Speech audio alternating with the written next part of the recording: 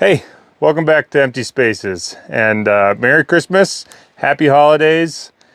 This time of year at my place, we have officially unwrapped all of our presents, and we are now getting out into the mountains, having a fire, enjoying the snow, and playing with all the presents that we got to unwrap.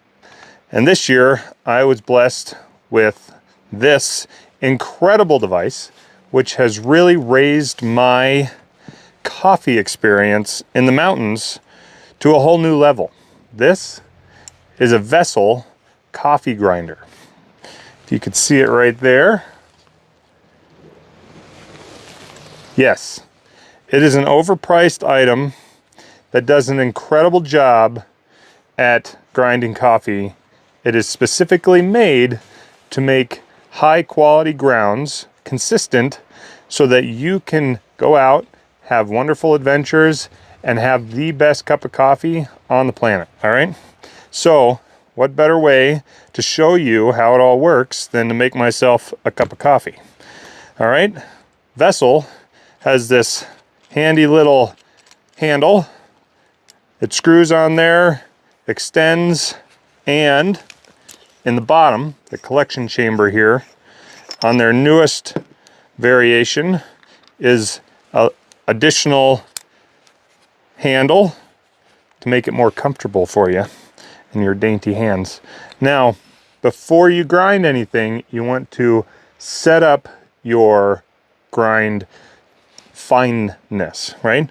At the bottom here, you will find that there is a adjustment, approximately 50 adjustments to determine how coarse or fine your grounds are. Now, from VSSL, I have refined this down to what is best for an Aero Press, which is by far my favorite way of making coffee separate from an espresso machine, okay? The Aero Press, if you haven't ever seen it, specifically this one is their travel edition. Comes with a little stirrer. It has a lid, and your filters are inside the lid. You set your filter, single-use filter in here. Connect your your bottom to the plunger location. And there's a variety of ways of using this. Today I'm going to use it my favorite way. Back to the grinder though, because we need some coffee grounds. Little button on top, push it down, it releases. Then you grab your favorite bean. Today we're going with some Ghost Town. These are our decaf. They're Sapphire Brew. You pour it in until it hits the top. You see it there, right at the top. Hear the click, and then you grind. And what I've found is in the past, different hand grinders like this, they take forever. I'm serious, probably 5 to 10 minutes. 1 cup of coffee's worth of grounds. This, no. This has a burr grinder in it that is solid steel and very, very efficient at grinding down those beans.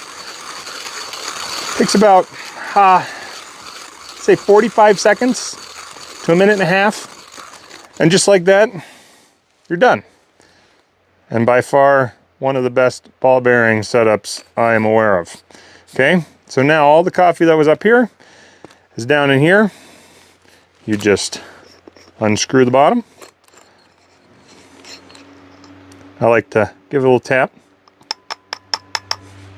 because there's coffee that gets up in there. And you take that whole thing into one Aero Press.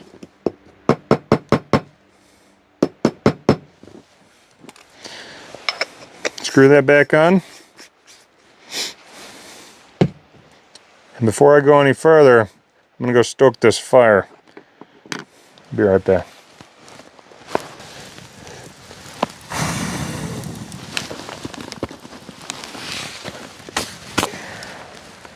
Ta-da!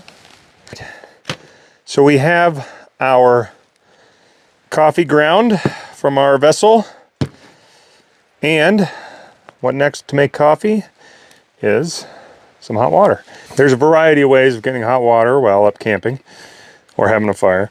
Boiling it over the fire always gives it a little bit of extra flavor. I was in a rush today, so I boiled it at home, and these little insulated bottles are incredible. All right, put a little bit of hot water in there. They're hot for like 5 to 10 hours. Okay, boiled this up about an hour and a half ago, so it's ready to go right in here. And when you're making coffee on the mountain, it's easier to take it from an insulated container and pour it into something so you don't burn your hands, right? And then the other thing is you want to make sure that you're stable, because you don't want this to spill. So put a little bit in there and you let it set. Swirl it around a little bit. It does have this stir stick, and it also comes with a coffee ground like measuring cup. I lost that measuring cup. Honestly, with the vessel grinder, you don't need to be too concerned about the measuring cup, because it's just the right amount of coffee. Stir stick, handy, but also not super necessary. You can grab a stick, or like I like to just kind of pour it over there and swirl it around a little bit. Hey, come here. All right, so I got those moist. A little bit of temperature on them helps to release that flavor. And then you fill it up to the top of the brewing chamber. Forgot about that earlier. And you let it sit, right? You're gonna let it sit for a minute or two, all right? It's gonna slowly filter its way down. And there's a variety of ways of doing this, by the way. This is my favorite way of doing it, because it's like a pour over with an espresso, okay? The plunger gives you a whole bunch of pressure. So you can either do the French press style, which is nice and soft, or you could be aggressive with it and get some of that espresso pressure behind it. Or you can always do a pour over, and this is currently using that pour over / espresso variation is my preferred way of making coffee in a Aero Press here. Let that sit for a minute. Make sure the dogs aren't doing anything too wild. Somebody left some pallets up here, so I'm just burning those up. It's a quite convenient way because they're dry and they burn real fast. Give it a really nice orange color, All right. I'm gonna just keep topping that off. We're gonna give it about probably 2 minutes.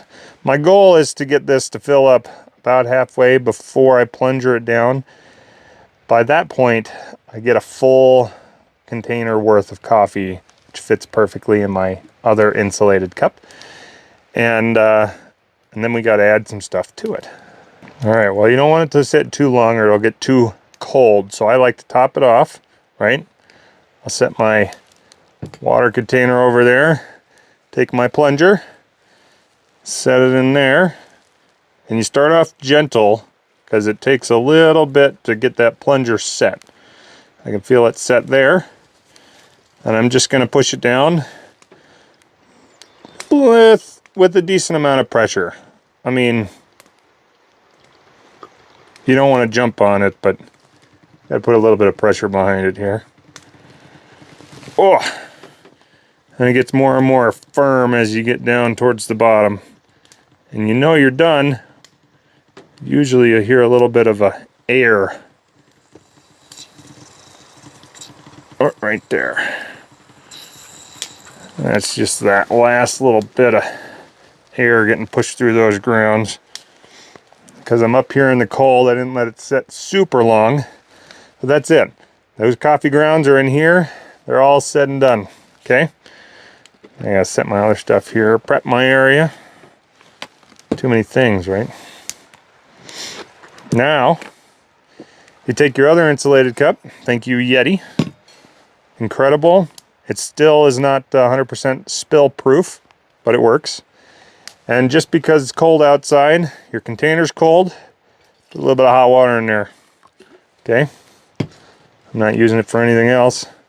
Swirl it around, get that hot water heating up the container, and then whoop, pour it out. Okay, so now the container's hot, coffee's hot, just pour it right in there. Oof. And that is some delicious black coffee. Now I know most people don't like their coffee black. Okay, most people are wimps. Myself included, I prefer a little bit of cream in there.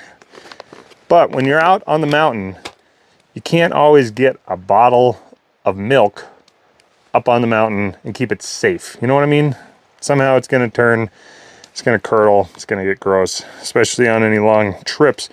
What I've found, for any of you people over the age of 21, is a little bit of like cream liquor, okay? My absolute favorite local brand, Willies, is Huckleberry Liqueur. They use local mountain-picked huckleberries to flavor their cream liqueur. And while it might seem a little odd to have that sweet, like, blueberry flavor in your coffee, it just pairs so well, okay? You just put a little bit in there, and people are gonna freak out. Oh my gosh, how much did you put in there? Other people are like, wow, man, you didn't put a lot in there. Well, I'm not a full-blown alcoholic, but I do like a little bit of a bite, all right? So, put that on top. This is the best part about YETI's little cups here, is you put that on and push it down. It gets a little in the lid, but you stir it up, you know? It's not gonna spill everywhere. Then, pop that back. Oh. Now that's no joke. Like, that's absolutely delicious.